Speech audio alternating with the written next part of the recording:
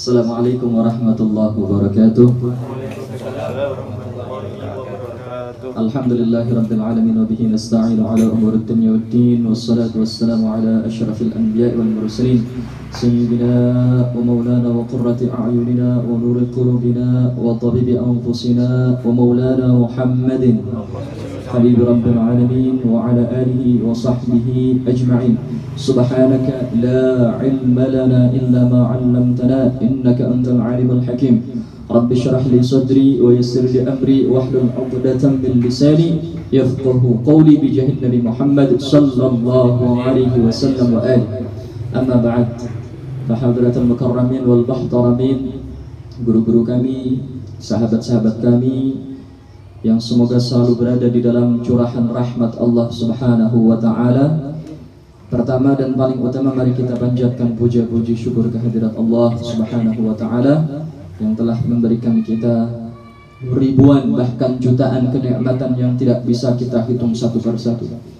Yang kedua, salawat salam semoga selalu tercurah limpah kehadirat baginda Nabi besar Muhammad sallallahu alaihi wasallam, Nabi yang selalu kita harapkan syafaatnya, Nabi yang paling kita harapkan dan dambakan untuk bisa kita lihat meskipun di dalam mimpi, Nabi yang paling sering disebut namanya oleh lisan manusia di muka bumi ini, bahkan bisa sampai miliaran kali sehari. Dialah Nabi Muhammad SAW.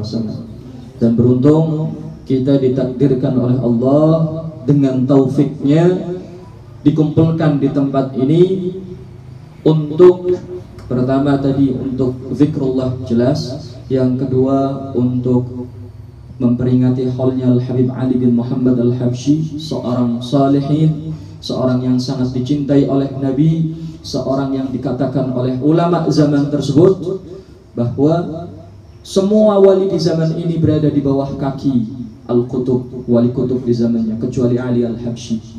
Sesungguhnya Ali Al-Habsyi pundaknya berada tepat langsung di bawah dua telapak kaki Rasulullah Sallallahu Alaihi Wasallam. Dan kita alhamdulillah telah mendengar sekelumit tentang sedikit tentang lautan keberkahan hidup Al-Habib Ali bin Muhammad Al-Habsyi, yang semoga meskipun sedikit itu Allah jadikan sedikit ini tumbuh menjadi yang banyak. Yang sedikit ini Allah jadikan luber-luber dalam kehidupan kita dan menjadi keberkahan kita dunia wal akhirat. Amin Allahumma amin ya rabbal alamin. Kemudian kita melanjutkan pembahasan tentang perjalanan hidup Rasulullah Sallallahu Alaihi Wasallam. Kalau nggak salah pertemuan terakhir itu ketika kelahiran Nabi, iya mas? Saat kelahiran Nabi. Nah, sekarang kita akan membahas kehidupan keluarga baginda Nabi.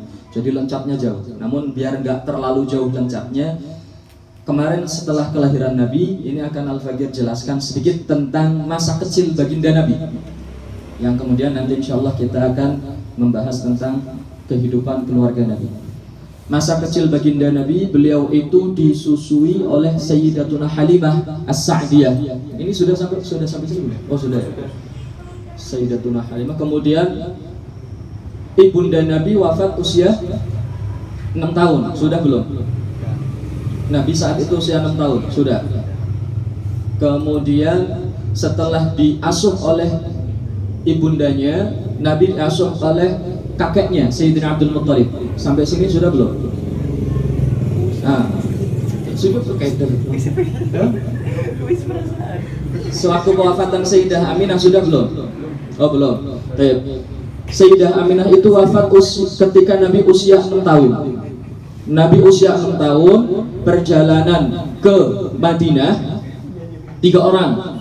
Sayyidah Aminah, Nabi Muhammad kecil usia 6 tahun, dan satu lagi ada yang mengatakan orang ketiga ini adalah Sayyidina Abdul Muttalib, dan ada yang ulama yang mengatakan bahwa orang ketiga ini adalah Ummu Aiman.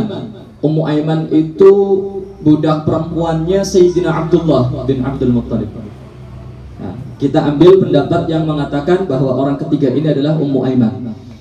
Kenapa mereka berziarah ke Madinah? Untuk mengunjungi kubur ayah baginda Nabi, karena kubur ayah baginda Nabi ada di kota Madinah.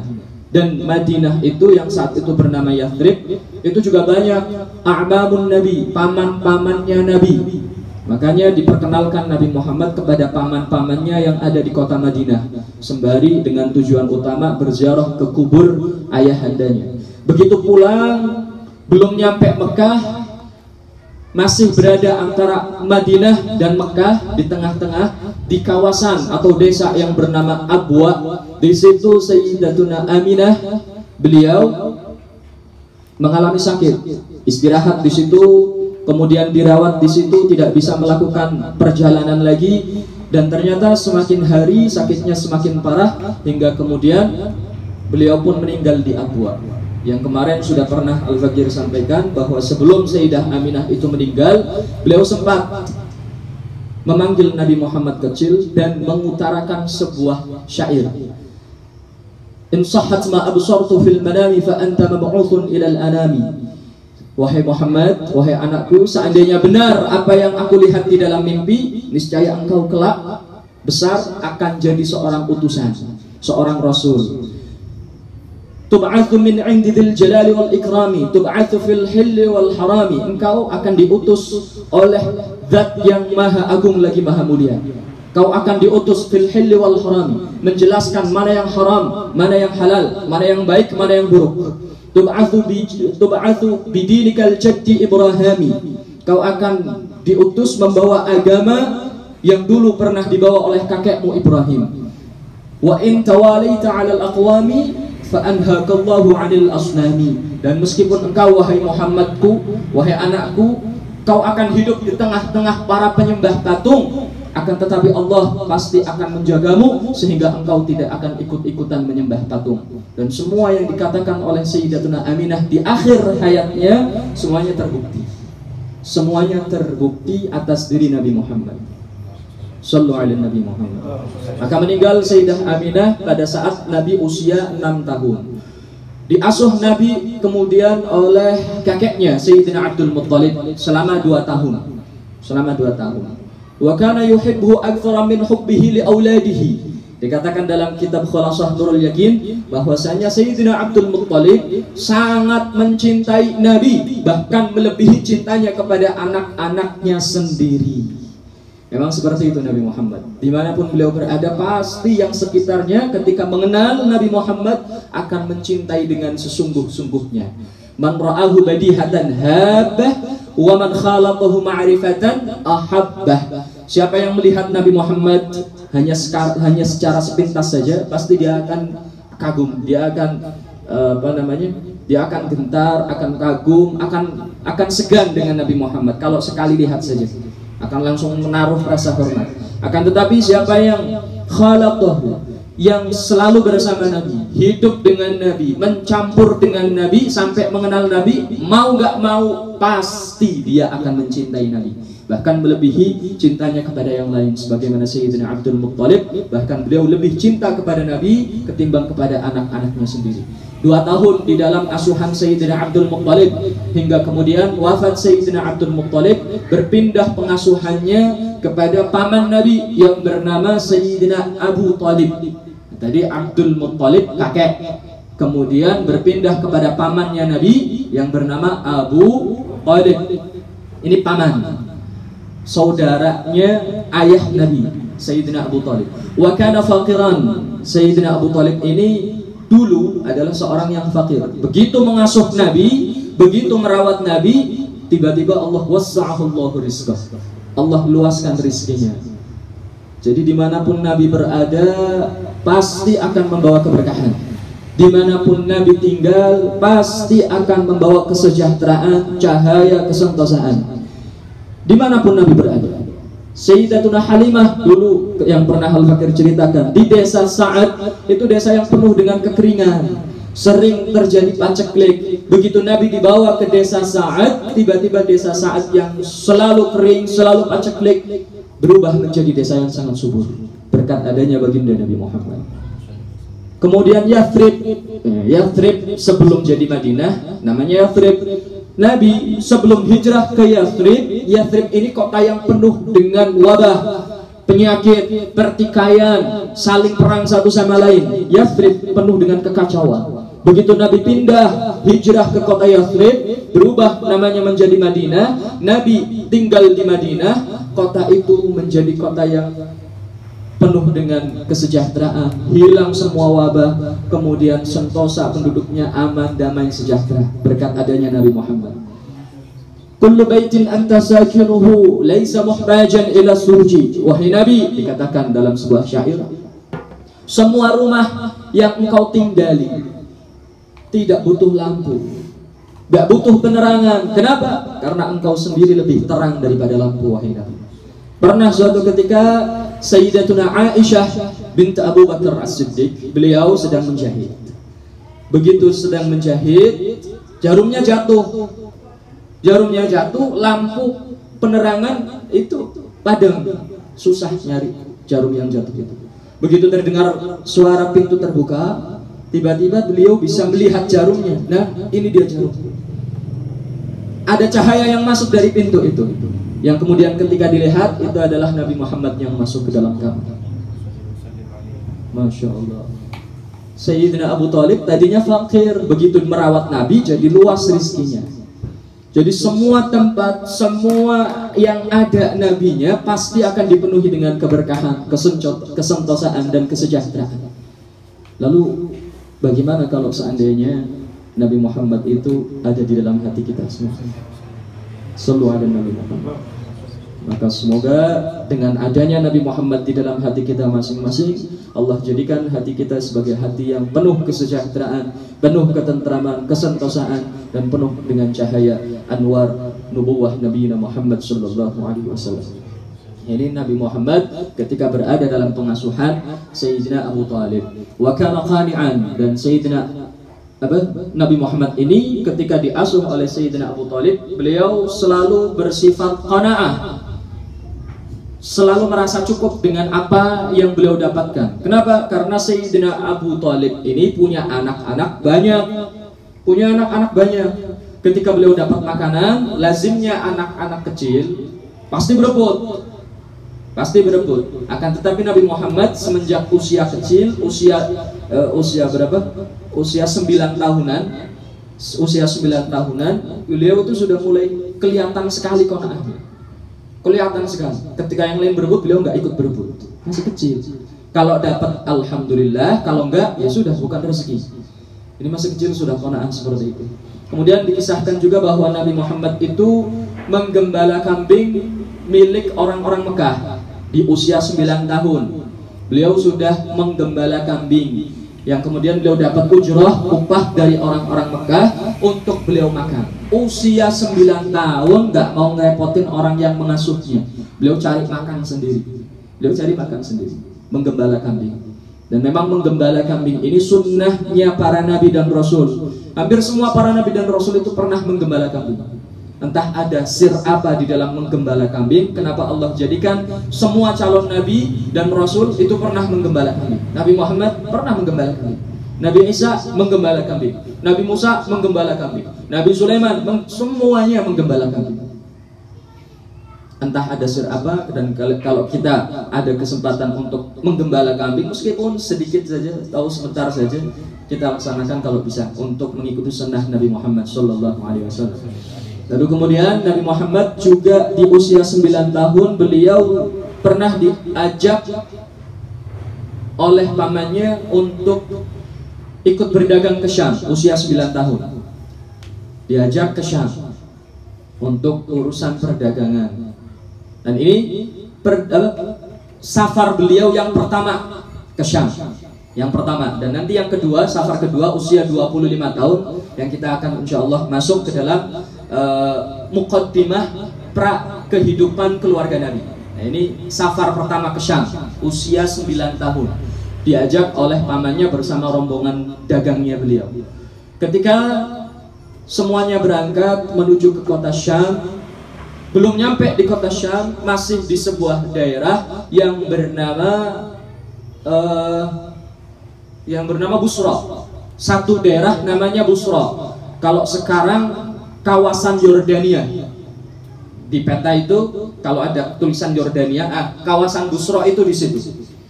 Sebelum Syam. Jadi berangkat dari Mekah sebelum sampai ke Syam masih di kawasan Busra, Yordania. Di situ ada seorang pendeta atau rahib namanya Bahira. Bisa disebut Bahira, bisa disebut Buhaira.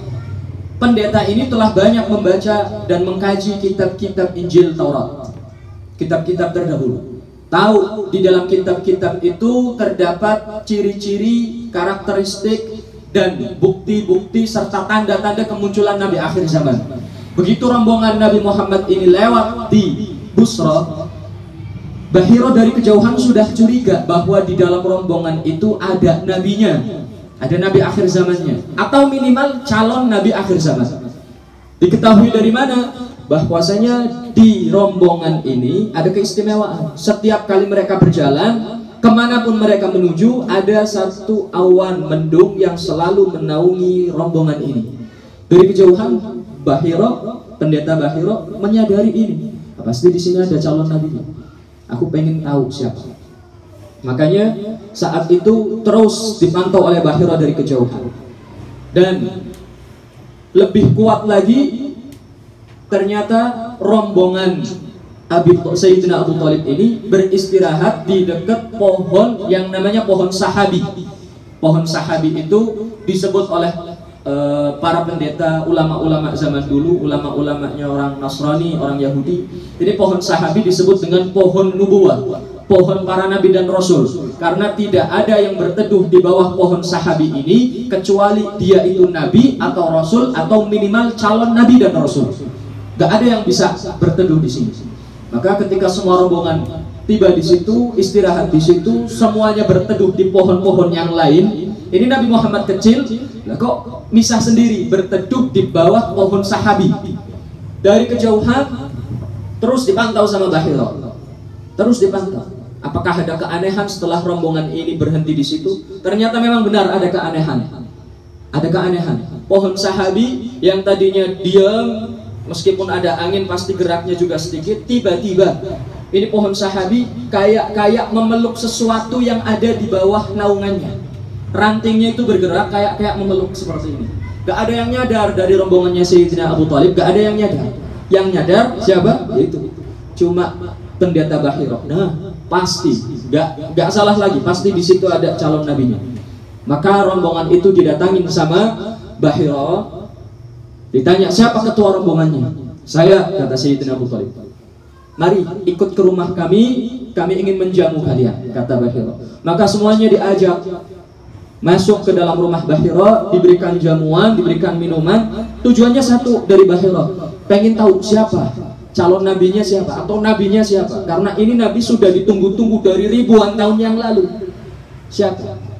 Maka ditelisik semua tamu yang masuk ke dalam rumahnya, dilihat dari ujung kepala sampai ujung kaki. Oh, bukan. Semuanya bukan. Bahira curiga, kok nggak ada yang cocok.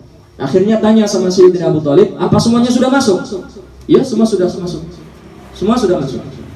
Kata Bahira, nggak mungkin. Pasti masih ada yang tersisa di luar. Nggak mungkin semuanya sudah masuk. Di situ Abu Thalib sudah mulai curiga. Kok tahu? Ya, pokoknya ada satu orang yang ciri-cirinya aku nggak nemu di antara kalian. Pasti ada yang masih belum masuk. Ya, ada satu orang saja. Tapi dia masih kecil, anak kecil. Saya suruh jaga di luar, menjaga barang dagangan kami. Nah, itu maksud saya anak itu. Coba bawa masuk dia. Begitu dibawa masuk, dilihat oleh Bahira dari ujung kepala sampai ujung kaki. Baru sekejap saja melihat langsung kenal Bahira. Nah, ini yang saya maksudkan. Ini calon nabinya. Lebih kuat lagi tandanya Bahira itu membalikkan badan Nabi, membuka baju Nabi, dilihat di bagian sini, di belakang tengkuknya Nabi, baina katifaihi alamah, ada tanda kenabian berupa penjolan daging yang hanya dimiliki oleh calon nabi akhir zaman. Bahira langsung, ya, gak salah lagi, pasti ini. Jadi perlu diketahui para sahabatku bahwa ulama-ulama dahulu yang mempelajari Injil, kitab Taurat, kitab Zabur, semuanya pasti kenal dengan Nabi Muhammad. Jika kalian suka dengan video ini, like, share, and subscribe. Jangan biarkan kebaikan ini hanya berhenti pada kalian. Ajak yang lain juga ya, biar sama-sama masuk surga.